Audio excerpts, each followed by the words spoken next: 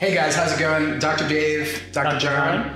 We're going to be covering in this video with you today the science of the 3 phases of healing. And so this becomes particularly important for you, whether you're a chiropractic patient, you're not getting adjusted, you are getting adjusted, you're doing physical therapy, you're not doing physical therapy. Pretty much all of us at some point in life when we injure ourselves for a low back, a neck pain related problem, the science of the 3 phases of healing becomes particularly important in understanding conceptually how your body needs to heal so that you don't end up developing a permanent type of problem on or off to some degree for the rest of your life. You want to make sure that it heals back to normal. Right. So with that being said, when we injure ourselves, a lot of times what comes to mind for us is a blunt force trauma like a car accident, whiplash, falling down the stairs, backflip off a trampoline. But in all actuality, it doesn't require a significant injury like that for our body to trigger this healing response. It can be repetitive micro trauma, always sitting at the desk the same way, maybe always driving in the car like a UPS driver or something along those lines. But the repetitive things we do day in, day out place stress at different areas of our body like our low back or our shoulders. And then that stress creates trauma to a micro degree where our body has to go about healing it. Right. Yep. So first phase of healing. Inflammation, right? And everybody knows this. You roll your ankle, it swells. You have an injury. Typically, the first phase, blood comes to that area. Why? That's what is carrying all of your nutrients and hydration. Okay? Growth factors. Yep. And immune systems cells like macrophages and neutrophils. They're all different components of healing that are necessary so your body swells the area up. Yep, and that's the original phase, and it's a good phase, obviously, to start off in. But long-term inflammation leads to chronic issues like arthritis and degeneration. So it's something that we don't want this phase to last a long period of time for, or we'll start to see these long-term issues start to develop, and we want to kick that quickly. So in other words, what you're saying is inflammation is good for us for a short period of time, yep. But when it's over and over and over, that's when we end up having some pretty significant issues. So a good example of that might be like, if I punch Dr. John on the arm, that's going to bruise, that area is going to swell up, and when that area swells up, the body needs to do that to heal it. But if I kept punching over and over and over again, he just had inflammation in that area, eventually it deteriorates the tissue. Yep. So typically inflammation is going to last about 72 hours, anywhere from 48 to 72 hours. If it goes beyond that, that's when we really are concerned because, again, you don't want the inflammation lasting too long where your body's sustained in that healing state. Right? After inflammation, our body goes through the repair phase. And just to kind of preface this, as we're going through our different healing processes, there's a couple of things that start to occur that are seemingly negative. Okay, and when I say seemingly negative, is the first one wants to feel pain, which is increased nerve sensitivity. When blood comes to an area, it swells and puts pressure on those nerves, which in turn sends signals up to the brain saying, hey, something is wrong, right? And so with that, we do have an increased nerve sensitivity in that inflammation phase, moving into the repair phase, which is where we start to lay down collagen, which is all of our soft tissues from your hair, nails, skin, muscles, ligaments, tendons. Scar tissue is another type of collagen. Now, the reason why I bring up scar tissue, which is a very important tissue in the healing process, is because it's a dead tissue. Okay, what that means is we have a process called angiogenesis, which is the regrowth of blood vessels. It cannot permeate scar tissue. So that's what happens is when you get a scar, it stays there forever. It doesn't go away. Why? Because the blood, which is what brings the nutrients and the way that we heal, can't get to that tissue. So with that, we want to be able to break down that scar tissue and allow healthy collagen to form correctly. So for clarification, these are 4 negative components that occur when our body starts to lay down scar tissue. So after the inflammation goes away, our body will move through the second phase of healing called repair, And the scar tissue isn't scar tissue yet because it hasn't dried. It's like wet cement. It's still able to form a certain form, right? And that's where the chiropractic care and how you go about taking care of yourself in that phase of healing becomes important, because it determines whether or not that scar tissue is going to stay or if it's going to line the tissue back up the right way. So when your body lays down scar tissue, the type of collagen that it's putting down is type 3 collagen. Of course, my pen doesn't want to work. Type 3 collagen. And so type 3 collagen, your body can readily access it. But when it lays the collagen fibers down, it lays them down in a very haphazard, random sequence. So they're not linear. And that's why we call it scar tissue. If it goes past the repair phase and into the remodel phase, that's when it dries. It solidifies that way, all twisted. So the first negative component Dr. John was talking about is an increase in nerve sensitivity. It means you have pain nerves that literally get trapped in the scar tissue as it's twisted. And so it requires less pressure, where I might be able to touch Dr. John's back with that much pressure originally, and he goes, ooh, that hurts. But now I barely touch it, and he's like, ah. Increase in nerve sensitivity. It's less pressure for the pain nerves to fire off going up to your brain. So that's the first negative thing that could happen that has to be addressed properly. And the way that we typically would address that would be with a therapy called Easton, electrical stimulation, specifically interferential current. It's a mild form of current that we introduce into the muscle layer in the region. And basically what it does is it fires off mechanoreceptor nerves to your brain faster than pain nerves. So it blocks pain nerves going to your brain. So the second negative component, do you want to go ahead and talk about that? And like Dr. Dave was saying, as that tissue gets laid down, it doesn't have a blueprint, right? So it just gets dumped in an area to try and bring those tissues back together.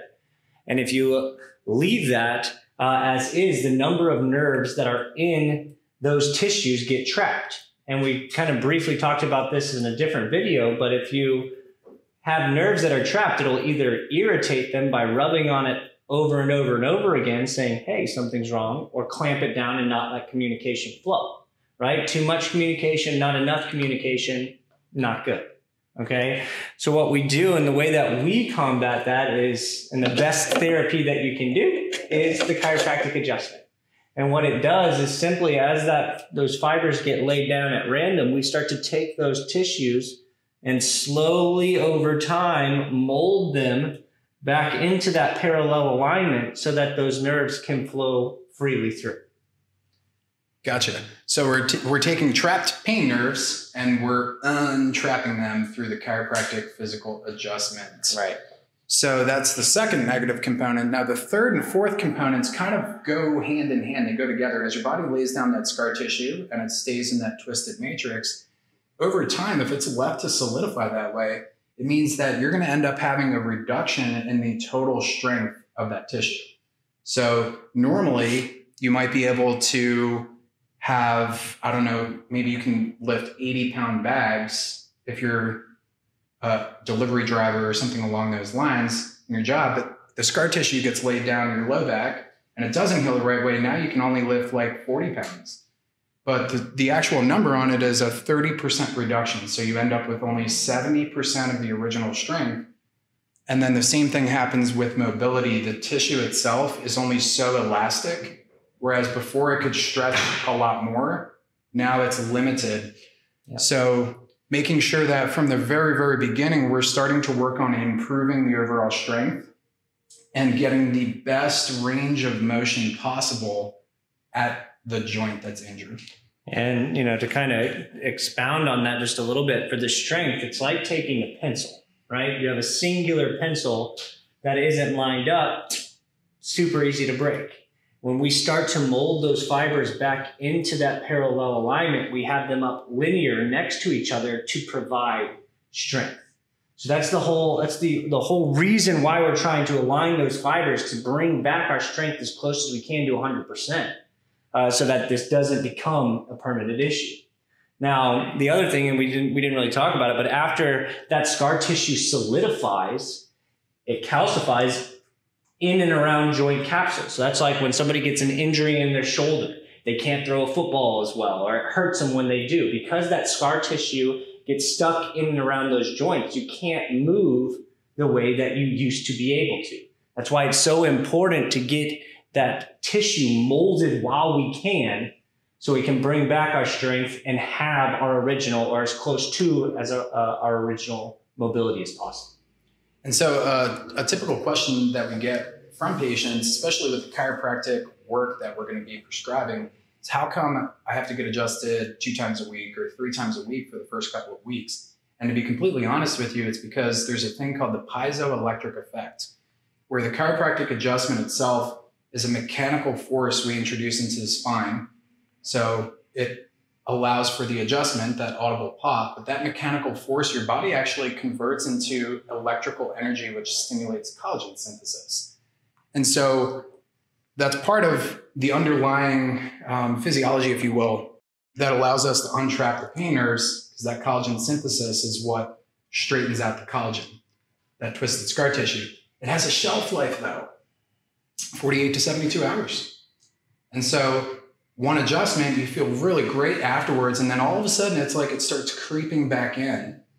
That's because of that piezoelectric effect. It only has a certain shelf life where that collagen straightening, if you will, lasts before your body starts to try and retwist it. And that specifically is during the repair phase of healing. Now, the repair phase of healing for a time period usually will last anywhere from, on the very low end, 6 weeks. On the very high end, about 12 weeks. Yeah, so about 6 to 12 weeks. And how often we recommend we'll work with a patient really depends on 2 primary factors. Number 1, age. If I'm younger, I'm going to heal a lot faster than if I'm 60, right? So 30 versus 60 is going to be different recommendations for how much work we're going to have to do during this phase. 30 might be only 6 weeks worth of work. 60 might be all 12. And then the second factor is how much damage are we working against? How long has the problem been there, right? Or how severe was the original injury, you know? Right. Also plays into. So obviously the more severe, the more work it's going to require to address that and get it to heal properly. And then the less, the less. So after your body gets through these 2 phases of healing, once you get past that repair phase, remodel really becomes just a time and repetition play. And that we don't have to work with patients 3 times a week or 2 times a week. I often joke with patients and I tell them, I don't want to see you 3 times a week. I mean, we would love to see you 3 times a week, but realistically, we don't have to when you get into the remodel phase of healing, because most of the structural improvement has taken place. We've addressed all 4 of these issues the right way and moved your body successfully out of the repair phase of healing into remodel. You have stability and strength in your core and in your foundation, if you will. So once you get to this point at the remodel phase of healing, we can start working with people on a maintenance schedule, which would be once every 10 days, every other week. And that's really where most of us want to be. We're not in pain, the problem's healed properly, and we're not re-injuring it. So I think that pretty much summarizes it. Those would be the 3 phases of healing: inflammation, repair, and remodel, and how your body systematically will go through those phases. But there's one important thing I do want to make sure I address before I guess we finish. And that's what if I'm halfway through the repair phase? I'm 6 weeks, 7 weeks through getting adjusted, taking care of myself, addressing all 4 of these things properly, and then I re-injure myself. Restart. Yeah. And unfortunately, that's what ends up happening for a lot of individuals, where you're dealing with the low back pain and it keeps coming back every 6 months, every year, every 6 months, every year I'm hurting myself, which is a very common problem we hear from people. It's because their body actually gets stuck in a cycle where they never actually fully get through the repair phase of healing. And so that's one of the worst places to be, because then you end up just dealing with this nonstop chronic pain, where you do get it to hopefully get through all 3 phases in a sequential order properly, then you heal for the long run. And that's really what we want for all of our patients, is for you to heal for the long run. Yep.